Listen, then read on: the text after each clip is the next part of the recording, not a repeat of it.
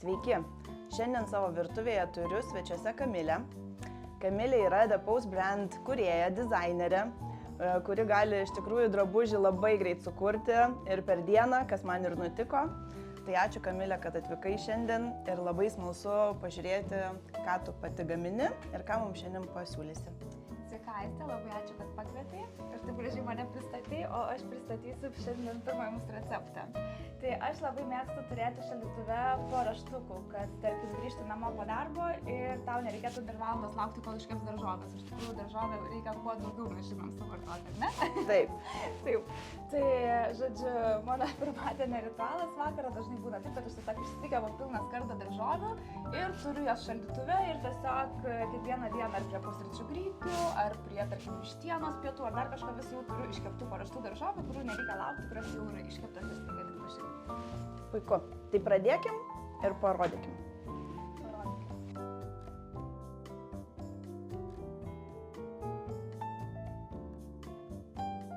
Šitus marškinėlius irgi kūrė Kamilė su Giedre Kilčiauskiene, taip? Taip. Gal papasakotum, Kamilė, kokia istorija buvo?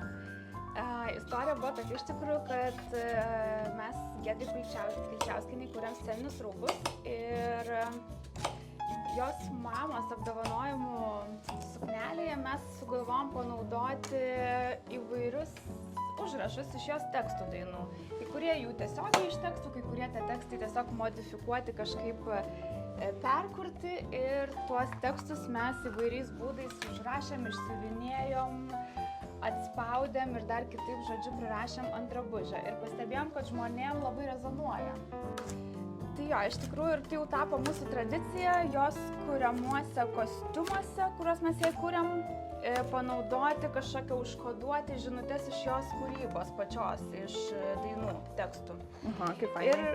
Ir pastebėjom, kad žmonės labai kažkaip atsiliepia į tą idėją, kad jie pastebi, komentuoja, pritraukia, žiūri, nustemba ir jiem labai surezonavo tie visi tekstai ir iš tikrųjų vėliau kilo idėja padaryti, kaip ir daug atlikėjų iš tikrųjų daro savo tą vadinamą merčą, kad turi marškinėlius ir mes norėjom, kad tai nebūtų įprastas merčas, o kad tai būtų kažkoks kūrybinis sprendimas, ne tik, kad maikutė yra užrašyta Giedrė, ar ten Giedrės nuotrauka, ar dar kažkas, norėjom kažkokio kūrybinio sprendimo ir iš tikrųjų, kadangi mes jau buvom iki jo atėję per kostiumus natūraliai, tai labai daug klausimų nekilo, ką daryti ant tų marškinėlių, tai mes iš tikrųjų užrašus ant Giedrės kostiumo perkeliam ant marškinėlių ir taip tarsi jos fanai, gerbėjai gali turėti dalelę ir jos kūrybos su savim visada, ir jos stiliaus su savim, ir kažkokią dalį jos tų sceninių kostiumų irgi savo spintoje turėti. Taip, labai smagi mintis, iš tikrųjų gali susikomponuoti kaip nori ir tas fainai toks tai organiškai, ar ne? Jo, mes sugalvom, kad mes tos užrašus dėsim netiesiam marškinėlių, o padarysim tokius kaip prisegtukus, kur žmogus pats gali taip pat pažaisti tokį kaip dizaineris stilistą ir pagal nuotaiką, kartais vieną prisės, kartais du, kartais visus ir keisti jų vietas. Ir tie marškinėliai irgi tarsi kiekvieną kartą vis naujai atrodo. Savo svečių, Kamilė, klausiu tokio visą laiką klausimo. Ką pati darai dėl savo sveikatos? Kaip tu manai, kas tau yra rūpinimasis savimi ir kokie gal 3-5 dalykai, ką darai? Pirmas, ChatGPT. Taip, kodėl? Iš tikrųjų, kai atradau galimybę pasitarti ir pasikonsultuoti ir surasti labai greitai informacijos, aišku, nereikia, žinai, kaip už gryną pinigą, kaip sako, jos visos priimti, vis tiek reikia patikrinti, bet tu gali labai ten Google'e daug nenaršydamas, tiesiog kažkokį koncentruotą, greitą atsakymą tau rūpimą klausimą atrasti. Tai aš tikrai dabar labai dažnai naudoju ir ten paskutinė mano užklausa, tai buvo nes žinau, kad reikia, kuo su amžium, reikia vis daugiau baltymų suvartoti. Taip. Ir dabar kažkaip tai išgirdau prieš gal mėnesį, bet surezonavo va dabar. Kad iš tikrųjų kažkaip norisi ir daugiau tos energijos, ir labiau tos produktyvesnės smegenų veiklos, ir labiau pailsėjusio to tokio proto, nes jo kūryboje labai reikia. Pati žinai, kiek reikia būti visą laiką sharp, kai darai savo kažką, ar ne? Kiek visko ne tik, kad reikia produktą sugalvoti padaryti, bet ir sugalvoti, kaip jį parduoti, kas jį, žinai, visą infrastruktūrą tą produktą reikia sukurti, tai čia yra labai daug. Tai va, tai žodžiu kažkaip, neseniai surezonavo, kad baltymas yra toks dalykas, kurio labai iš tikrųjų organizmui reikia, kad būtent ne tik, anksčiau, žinai, mes galvodavom, kad baltymai, tai čia, žinai, sportininkam, kad čia mano paskutinė užklausa buvo, kiek baltymų per dieną reikia suvartoti 37 metų moteriai. Ir kokį atsakymą gavai? Gavau, kad svorį dar savo įdėti, ten kažkaip gavosi, kad man reikalinga, kadangi aš nesu labai fiziškai, nesportuoju labai, bet tik tai va tiek, kiek vaikstu per darbus, tai man reikėtų apie 60-80 gramų baltymų kiekvieną dieną.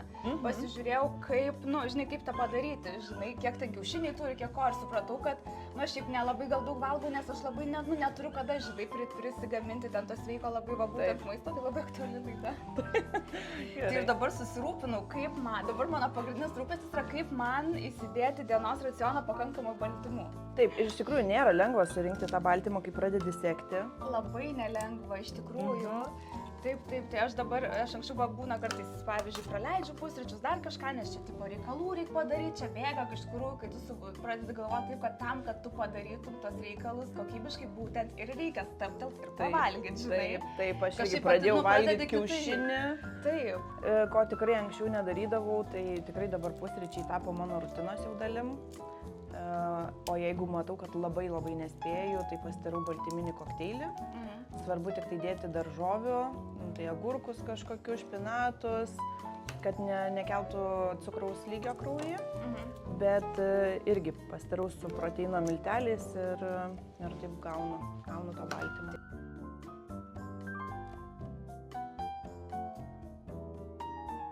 Kas dar, Kamilė? Ką darai dėl savo sveikatos? Ką darau dėl savo sveikatos?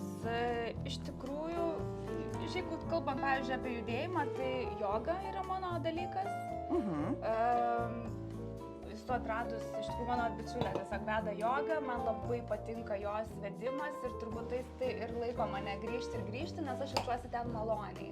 Man, pavyzdžiui, netinka versti save prievartos dalykas, nes aš jeigu save verčiu, man yra nemalonu ir, pavyzdžiui, kažkoks treneris ar kažkas yra toksai labiau per pušinimą.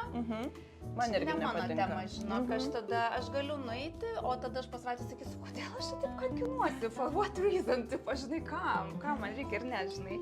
Bet jeigu prie manęs prieina švelniai ir kažkaip apgauna ir įkiša ten tą ir savo sportą per tą švelnumą, tai gerai, man iš sol, žinai, perku. Malonus turi būti ta veikla malonė, ar ne? Jo. Man irgi kaip kam, turbūt aš manau, kad skirtingiams žmonėms, žinai, kažkam reikia to pušio, o kažkas galbūt aš save per gyvenimą su tiek prisipušinus ir tiek visur einu, lipu per save ir viskas man visą laiką nauja, visur, tu žinai, labai daug resurso šiaip sudegini gyvenime, tai jau tada laisvalaikiu noris taip kuo labiau maloniai. Ir jeigu sportas, tai tada, žinai, ne per prievartą, o per kažkokį, žinai, malonumą ateiti ir vis tiek pajudėti yra geriau negu šis nejudėti. Labai, žinok, tikrai surezonavo, ką tu sakai, nes man lygiai taip pat, aš atrodo, daug labai energijos atiduodu darbui ir tada aš noriu savaitgalį arba ramiai savo būti su šeima, arba jeigu sportuoju, tai noriu, kad man būtų malonumas, bet ne kančia kažkokia neprievarta, ne, tada ieškai tos veiklos, kad tau būtų maloniai išsikrauti. Taip, iš tikrųjų. Taip, nu gerai. O kalbėjom apie vandenį. Ar pavyksta išgerti tau pakankamą kiekį? Kaip kada, bet šiaip iš tikrųjų tai stengiuosi, tikrai rytą pradedu nuo šilto vandens stiklinės. Šilto vandens su citrina. Tai kiekvieną rytą tikrai nuo aišku, kartais ir nuo kavelės pradedu, kai labai norisi, bet labai stengiuosi, taip jeigu sąmoningai gyvenu, tai tada nuo stiklinės šilto vandens, o paskui dienos metu, jeigu, pavyzdžiui, esu ofise ir studijai savo dirbu, tai tikrai man nėra sunku tą kiekį suvartoti, nes aš pastoviai galiu pasipildyti, bet jeigu aš turiu aktyvią dieną, kur aš visą laiką lakstau kažkur, žinai, iš mašinos į Akropolį dar kažkur, tai tikrai pamirštu ir būnu dehidratavusi, žodžiu, ir būnu visaip, nes gertuvės man neveikia turėti, aš visą laiką palieku kažkur, žinai, kažkiek esu gertuvių gavus dovanų, aš visą laiką esu jau kažkur gyvena kitą gyvenimą, gal, žinai, atėjo suvokimas, kad iš tikrųjų aš darau fainus dalykus, žmonėm jų reikia ir, žinai, irgi per savo darbą skleidžiu ir gerą emociją ir kažkokią žinutę ir tam, kad galėčiau kuo ilgiau ir kokybiškiau tą daryti, aš turiu pasirūpinti savo kūnu, savo sveikata, fizinė, emocinė, turiu pailsėti. O mano naujas, pavyzdžiui, man kažkada draugė pasakė, Kamilė, bet tu žinai, kad ilsėtis reikia dar prieš, kai tu pavargsti. Ir man toks, wow, my whole life was a lie, žinai. Nušvitimas, jo, aš dar man metus porą reikėjo žinai, nes būna vienas dalykas yra žinoti, o kitas dalykas yra per Pritaikyti. patirtį pajausti tą kažkokį patarimą, ten tas pats, žinai, mylėk save, žinai, myself, ten kažką, bet kol tu supranti, ką iš tikrųjų tai reiškia, kam to iš tikrųjų, kodėl, žinai, tai praeina laiko. Ir va dabar aš irgi suprantu, kad, reikia tiesiog balanso, poilsio ir darbo. Nėra, kad aš gyvenu tam, kad galėčiau dirbti, žinai, aš gal dirbu tam, kad galėčiau gyventi, kaip aš noriu, žinai. Taip, puikiai. Iš tikrųjų labai girdžiu tai, kad, žinai, va tas su metais sąmoningumas, ar ne, ir tau irgi padeda kasdienybė iš tikrųjų. Tai va irgi priskirčiau prie to, ką tu darai savo. Taip, tai toliau aliejus, iš alyvuogių, bet koks gali tikti iš tikrųjų. Taip, citrina. Gal net apelsino galim sulti šiek tiek įspausti skonio, galiu perpilti visą. Šiaip, kas man labai patinka, tai apelsiniai pipirai ir rūkyta paprika.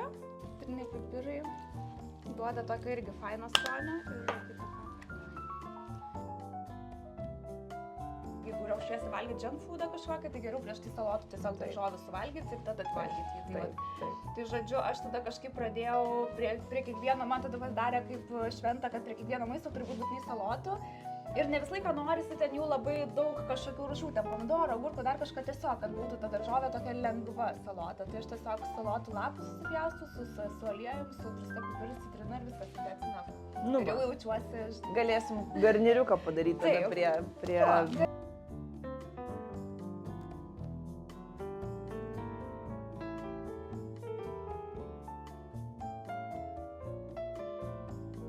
Gerai. Ir irgi gali tie patys citriniai pipirai ir rūkytos paprikos gali šiek tiek būti. Ir viskas, ir tokios elementarios salotos, bet jos labai, žinai, kas gaivios ir tiesiog atgaivina, jeigu mes turim kažkokį sunkesnį, vis tiek, tarkim, žinai, daržovės, nors ir sveika, ir ten viskas gerai, bet vis tiek jos yra gana sunkios, nes jos yra dažniausiai šakninės daržovės ir jos tokios sočios yra ir tokios vis tiek tokio, tokios mėsingos ir tokios, žinai, sočios. Jeigu dar kažkokios kruopos šalia jų, tai irgi, tai man atrodo, kartais kaip tik trūksta tokio arba padažo kažkokio, arba gal tada vietoj padažo, vietoj majonezo, galima tiesiog, žinai, salotų kažkokių gaivių užsikasti, kad tai, žinai, būtų toksai vis tiek subalansuota tas skonis, nebūtų vien tik viskas sunku, žinai. Tai bus. Koks gali būti porą šaukštelių. Mažesnį dar galiu duoti, nelė, ar gerai? Gerai, žinok, viskas gerai, labai skanus derinys yra su siračia. Tai va, šiek tiek šito, jisai tada sušvelnėja su majonezu, bet skaniai galima irgi dėti tos pačios paprikos, dabar bus, kad viskas to pačio skonio. Gerai. Šito ir suspaust pusę to čia apelsino. Ir šiek tiek vis tiek reikės citrinos, kad rūgštelės būtų. Taip, driskytas. Ir viskas.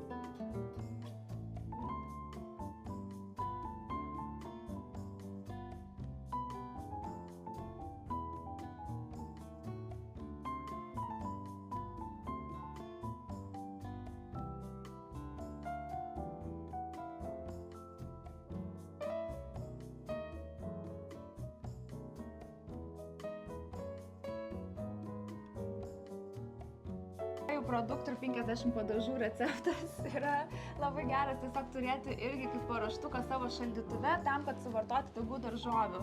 Mes marinuosime trumpai agurkus ir ridikėlius ir vėlgi labai smagu visą laiką juos prisidėti prie jau kažkokio pagamintą padažą, bet ne kiekvieną kartą ruošti juos iš naujo ir laukti, kol jie pasimarinuos.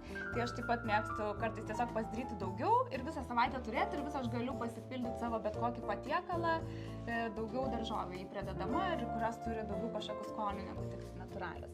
Čia aš dabar susidėjau gal padažus, kuriuos aš naudoju, nes aš juos tiesiog turiu savo virtuviai, bet kaip ir kiekvieną receptą galima adaptuoti ir tikrai ne visi jie yra būtini. Tai reiškia, kad nebūtinai dabar reikės bėgti į parduotuvę ir pirkti, pavyzdžiui, vištos ar dar kažką, kad būtent tai atkartoti.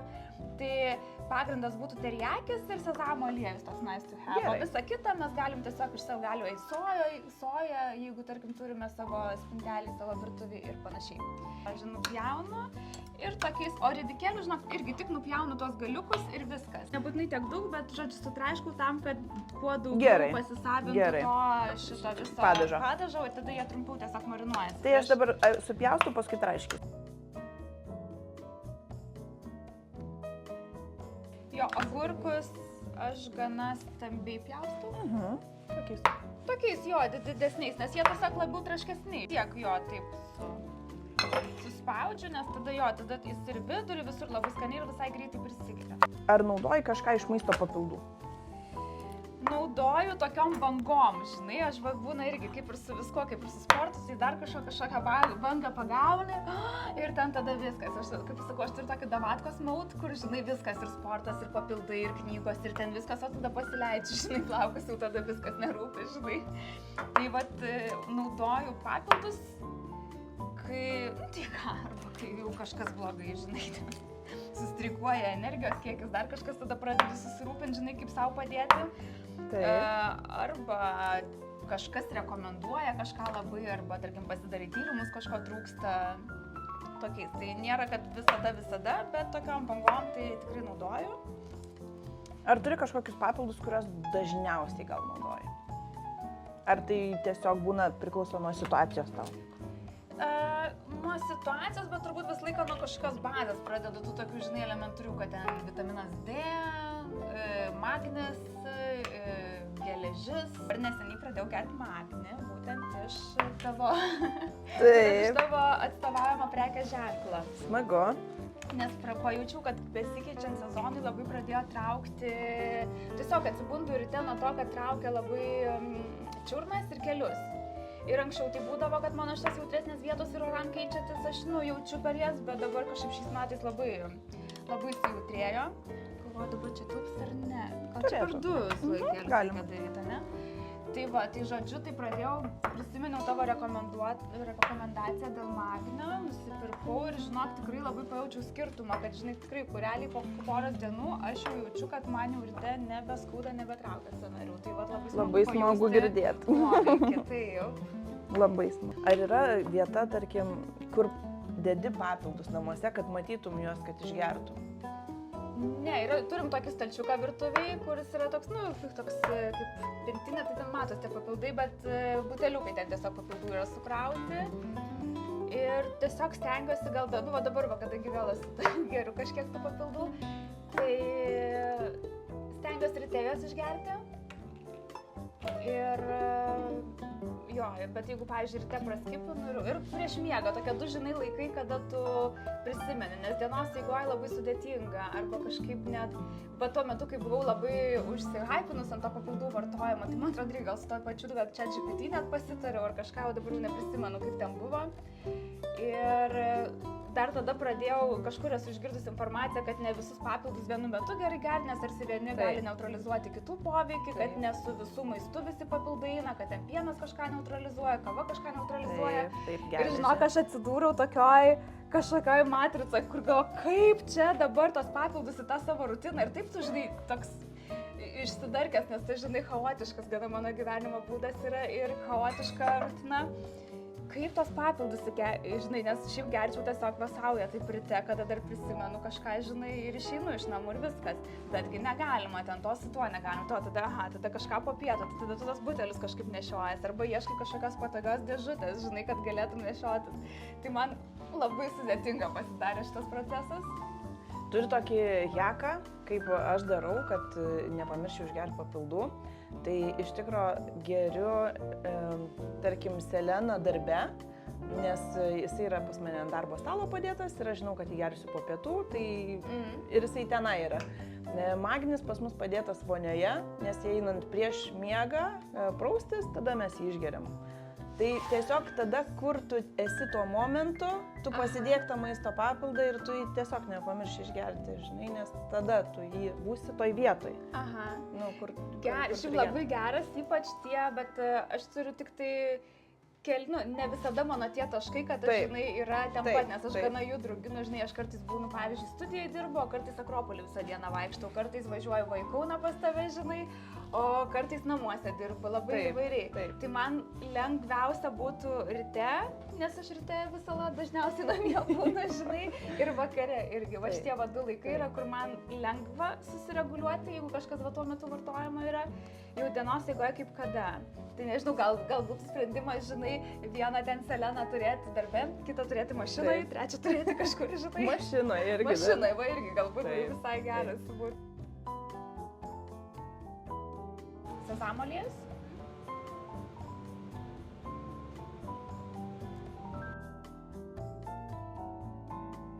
Tada mes galim pilti sezamus, galima juos pakepinti keptuvėj prieš tai, bet kadangi mes jau turim skrudintų sezamo aliejų čia, tai manau galim čia nepersistengti labiau.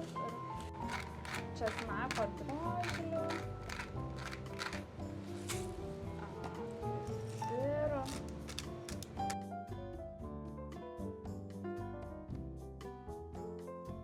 Na ir va, ir šeikinam. Svarbu, kad būtų daržovės apsemtos, tai tada jeigu dar kažkiek nesėmiau, nesinori ten tų padažų daugiau pilti ir skiesti ir vandens ir panašiai, tai tiesiog paspaudžiam rankom, kad apsisemtų. O dabar, Aiste, aš tau parodysiu savo pietus per 15 minučių, kai iš tikrųjų norisi greitai, bet norisi maistingai. Super. Važiuojam. Mums padės avokadas, tunas ir obuolys. Tai pjaustome avokadą ir obuolį kvadratukais. Gerai. Gerai, o aš tau turiu klausimą. Žinai, kaip būna, sako, batsiuvys be batų. Tai pavyzdžiui, aš tikrai labai dažnai paskutinis žmogus, kam kažką pasisiūnu, tai esu aš. Ir dar po manęs dar mano draugas eina. Okay. O kaip tau yra, tu dirbi vis tiek su sveikatingumo prekės ženklu, kaip tau yra? Nu, aš šiaip geriu, žinok, pakankamai daug papildų. Su tam tikrais dalykais gal trūksta man laiko, tai kaip, sakyčiau, sporto norėčiau daugiau turėti dienoje, bet einu link to, stengiuosi kažkaip į tą rutiną įvesti ir net kartais susiplanuoti, kad dabar tom dienom bus sportas, o paskui visą kitą aplipdysiu aplinkui, nes irgi kaip kalbėjai, kad pirmiausia aš, ar ne, o paskui visi darbai ir visos rutinos. O papildų tai geriu tikrai magnį, geriu pastoviai, geriu žuvų taukus, rytui geriu Q10 energijai palaikyti ir paskui pagal tai, ko man reikia pagal kraujo tyrimus, nes kraujo tyrimus gana dažnai darausi. Kiek laiko reikėtų daryti kraujo tyrimus? Bent kartą į metus tokius plačius, kad išsitirtum viską, žinai, ko tau reikia. Tai yra endobiogenikos tie paketai tokie, nežinau, ar esi dariusi. Esu darius, va kaip tik šiais metais esu išbandžius endobiogenikos klinikos, žodžiu, tyrimus. Tik tai, kad, aš pradžiu jau pas endobiogeniką, jinai pagal tą visą, žinai, charakteristika mano sudarė man sąrašą tų tyrimų ir tada pasitariau ir tada mes jau. Taip, yra tokie endobiogenikos paketai, ten midi, maxi ir gali pasidaryti labai plačiai iš principo viską nuo iki. Tai kartą per metus tokiai kontroliai, sakyčiau, tikrai labai naudinga dėl to, kad tu matai dinamiką tada, kur juda tavo organizmas ir ko tau reikia labiau. O tos rezultatus, ką tada nešiesi pas gydytoją? Nešuosi.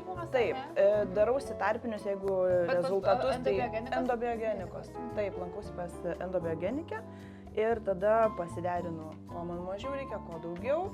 Jeigu tarpinius kažkokius rezultatus, tai aišku, aš jau daugiau ir suprantu, ar ne, apie visą tą sveikatos būklę savo, tai pasikoreguoju pagal tai, ko man reikia. Ir tada irgi naudoju B12, kartais naudoju folio rūgštį, geležį, jeigu reikia, matau, būna, ar ne, pavasarį panaudoju. Bet iš tikrųjų ir kovos su liga ar su simptomais, ar ne, keičiasi, su daugiau įgijimų žinių keičiasi, ar ne, kaip pavyzdžiui, anksčiau mano, turbūt ir iš šeimos perimtas modelis ir turbūt iš tos kartos perimtas modelis, kad temperatūrą kilinam. Ten, žinai, kosulys kilinam, viską kilinam, o iš tikrųjų paskui kuo daugiau domiesi, supranti, kad tai yra simptomai ir tau reikia kilinti ne simptomą, o tau reikia giluminę priežastį, žinai, atstatyti, gal kažkokių medžiagų pasipildyti, kad tavo organizmas pats jau, žinai, susibalansuotų, nes jis tau ir siunčia temperatūrą, nes ne temperatūra yra liga, o temperatūra, kaip žinai, red flagas, o tu jį nukilini ir toliau varai darbą, ne? Reikia, kad tinkama informacija tinkamų metų patektų į rankas, kad pradėtum tą paskui organizmo sveikatos siūlą po biškį nagrinėti ir pradėti suprasti, kas vyksta, kaip vyksta, kodėl vyksta. Aš manau, gal ir su metais supranti, kad jeigu jau tau kyla temperatūra arba tu dažnai peršali, ar ne, tai čia ne vien tik tai, kad tavo imunitetas pasilpo, bet paieškok priežasčių, kodėl. Pervargai, automatiškai streso kažkokio turėjai per daug, ar ne, tai tada padaryk tokias laisvesnės kažkokias dienas, atsipalaiduok, nurimk, ar ne, ir susibalansuok tą savo organizmą. Tai tikrai mes esam ne vien tik tai tas fizinis kūnas, bet tikrai tas ir emocinis laukas labai mums svarbus. Jo, iš tikrųjų labai faina, aš irgi neseniai atradau, jau seniai esu girdėjęs, bet tik šiais metais nuėjau pas endobiogenikę, kad kūnas yra kaip visuma, ne tik simptomai, ne tik skauda, reikia iškart malšinti skausmo, iš tikrųjų visapusiškai emociškai save puoselėt, galbūt ne tiek, jau gydyt, kai reikia, tiesiog puoselėt, kad kuo rečiau reikėtų gydyti. Prevencija tokia užsiimti, ne? Jo, iš tikrųjų, kad nes anksčiau kažkoks būdavo požiūris, kad tik tai va tos gaisrus gesinti, žinai. Anksčiau gydydavom tik tai, o dabar prižiūrim. Gal tas toks, atsirado požiūris ir pažiūrėk ir ilgamžiškumo tema, visa kaip blūmina dabar, tikrai labai populiarėja. Ir apskritai žmonės jau supranta, kad reikia rūpinti savim, savo kūnu, įtemptą gyvenimą visi gyvenam, ar ne, skubam lekiam, tai tikrai ką mažiausiai galim padaryti, pasirūpinti savim ir tą sveikatą ir kūnu, kad jis galėtų tą atlaikyti krūvį. Ir iš tikrųjų, nežinau, ar tau nėra taip, man pažiūrė, kad aš anksčiau galbūt labai žavėdavausi žmonėm, kurie ten labai daug daro, labai daug padaro, labai daug pasiekia. O dabar mane labiau žavi, ar tas žmogus yra balansė. Jeigu jis daug pasiekdamas yra balansė ir sugeba savim pasirūpinti, tada it's okay, bet kartais žmonės labai inspiruoja, irgi vadovėgenikė, žinai, šiais metais sako, Kamilė sako, tau reikia suvokti, kad kiekvienas kūnas turi skirtingas galimybės. Tu negali žiūrėti tą žmogų, jis ten taip varo ir tu irgi, žinai, nes tavo gal kūnas tiek negali, tavo emocijos yra visai kitokios, tavo psichinė sveikata yra visai kitokia ir tau, žinai, reikia savimi pasirūpinti, o nežiūrėti, kaip kitas tą daro, žinai. Ir čia gal iš to išeina paskui, kad nesilyginam su kitais, o žiūrim į save, į savo, ar ne, kūną, savo darbus, ką mes dirbam, kaip gyvenam. Tai man atrodo, išlaisvina tas toksai truputėlį. Nes vienu metu dabar, ypač Pinterest, Instagram'e buvo labai gajus posakis, kad tu turi tiek pat valandų ten kaip paroje, kaip Beyoncé, tai pažiūrėk į ją, o tu, žinai. Ir iš tikrųjų aš manau, kad čia yra tragiškai, ta prasme, labai blogas dalykas, į ką lygiuotis, nes vėlgi mes turim skirtingas galimybės, skirtingus backgroundus, skirtingas kūno pajėgumus, emocijas, skirtingus, net poreikius skirtingus, ne kiekvienas nori daug, vizualiai daug. Kartais norisi vizualiai mažiau, savo daugiau viduje, žinai. Kalbant apie daug ir mažai, tai mes turim tūną su aliejum. Kiek čia užtenka jo? Tai aš šiek tiek nupilu, nes aš naudoju tūną su aliejum, man jis skanesnis tiesiog negu tas, kur būna tiesiog sūrime, man nelabai skanu gal. Tai aš tik tai nupilu šiek tiek, nes kad nebūtų per daug. Gerai, vieną ar du? Tūną? Aha. Aš proporciją darau tokią, vienas obuoliukas, vienas avokadas, vienas tūnas. Gerai. O paskui, žinai, ragaujant, kiekvienas gali pasižiūrėti savo, ar norisi rūgščiau, tada daugiau obuoliuko, norisi minkščiau, daugiau avokado ir tiesiog. Nupilu taip, kad jau nebesemtų ir tada supilu su tuo aliejum. Tiek įpilu pistacijų irgi tinka. Vėlgi, pistacijos yra nebūtina. Bazė viso šito yra obuolys, avokadas ir tūnas. Pipiriukai. Druskytę.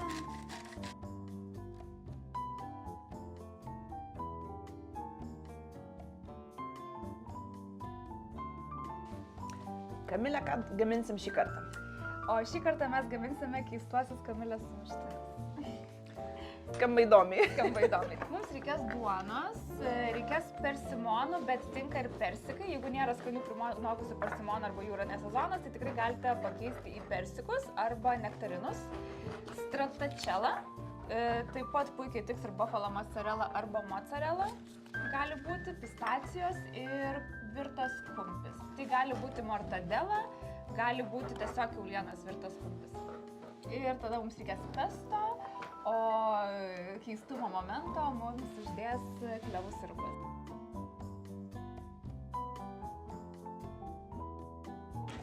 Kaip atsirado brendo pavadinimas? Brendo pavadinimas atsirado, aš iš tikrųjų mados srity jau dirbu 10 metų, jau dabar jau gal daugiau, reikėtų perskaičiuoti.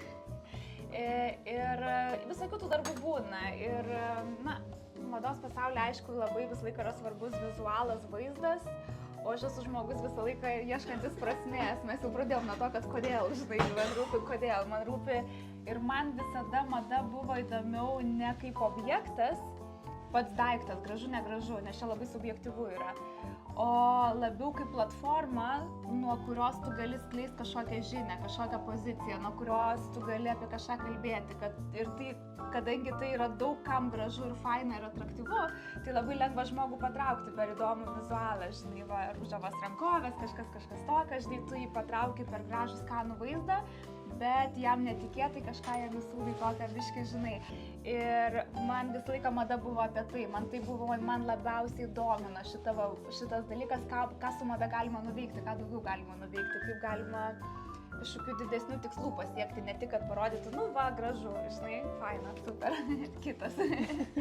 Tai va, ir aš kai svarsčiau, kad dar tik tai buvo užuomazgos, viskas prasidėjo mintise, galvoje, žinai, kaip ir visi dalykai, prasideda krizė, ne, kad čia prasideda paskui bum ant stalo. Taip. Tai va, ir iš tikrųjų, jo, aš supratau, kad mano brandas bus apie poziciją. Tai The Pose ir yra vienas dalykas, kaip Strike the Pose madoj, žinai, Taip. o kitas dalykas, kaip yra tavo pozicija, ką tu atstovauji, kokios tavo vertybės, kokie tavo klausimai, kas tu rūpi, ką tu nori pasakyti šito klausimu. Tai va, čia toks yra. Labai fainai. Ir aš ir kuriu, taip, žinai, mano tas stilius ir skonis jis yra toks, kuris vieniem labai patinka, kitiem labai nepatinka, bet jis visada labai dažnai kelia klausimus kažkokius, arba sutrikdo, arba sunervino, gal suerzino, gal kaip tik labai gerą emociją sušaukia. Ir jis yra iš tikrųjų jungiantis, apjungiantis žmonės. Aš kai pradėjau kurti, aplink mane pradėjo labai jungtis daug įvairių įdomių žmonių, su kuriais aš būtent per brandą susipažįstu, kaip ir jūs sakot, ar ne? Jūs filmuojate, čia tarsi yra apie receptus, bet tuo pačiu ir labai daug ir patys žmonių pažįstate, susipažįstate, savo požiūrį, akiratį plečiate ir plečiate žmonių akiratį, ne tik receptais, bet ir kažkokiam mintim, žinai. Taip. Kažkokių Požiūrių naujų. Kažkurių, kad o žiūrėk, vieni žmonės taip gyvena, kiti taip, kažkokio, o žiūrėk, ir taip galima gyventi, žinai, ir viskas yra gerai, ir mes visi sutelpam. Visi gyvena, žinai. Visi gyvenam, visi telpam ir šitą virtuvę ir po šitą saulę, žinai. Taip. Tai va apie tai yra The Pose brand. Nu, labai fainai. Labai faina mintis. Iš minčių prie materijos grįžtant, tai mums reikia stratačelas. Gerai. Perlentais gabaliukais stumka, tada ant viršaus tą stratačelą gali dėti.